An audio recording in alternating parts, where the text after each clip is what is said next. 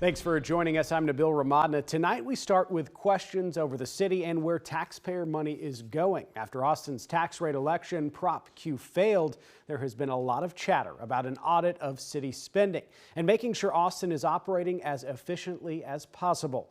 Austin Mayor Kirk Watson announced he'll pursue an audit ordinance at the start of the new year. KXAN's Grace Reeder breaks it all down.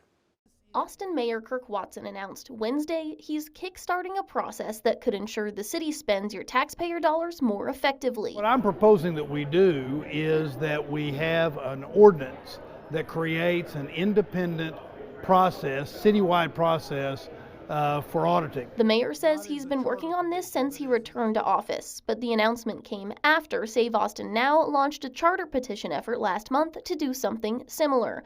Save Austin Now co-chair Matt Makoviak called Watson's announcement an encouraging sign and continued, quote, "Our external performance audit charter amendment effort continues as it amends the charter to require regular external performance audits that will outlast this mayor and council and both rebuild trust with taxpayers and protect taxpayers from future city hall spending failures."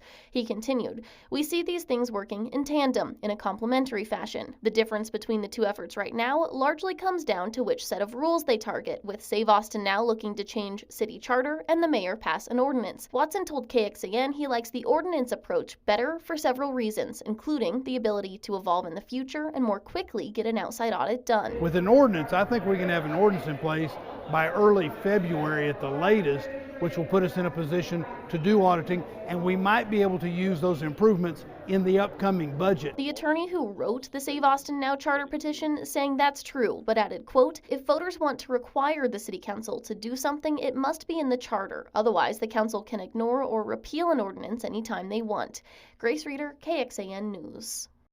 As for what happens now with the mayor's ordinance, Watson says he intends to direct the city manager and city auditor to put together the actual language of that ordinance. He hopes it will go before the Audit and Finance Committee in mid-January and be voted on by the full Austin City Council by early February.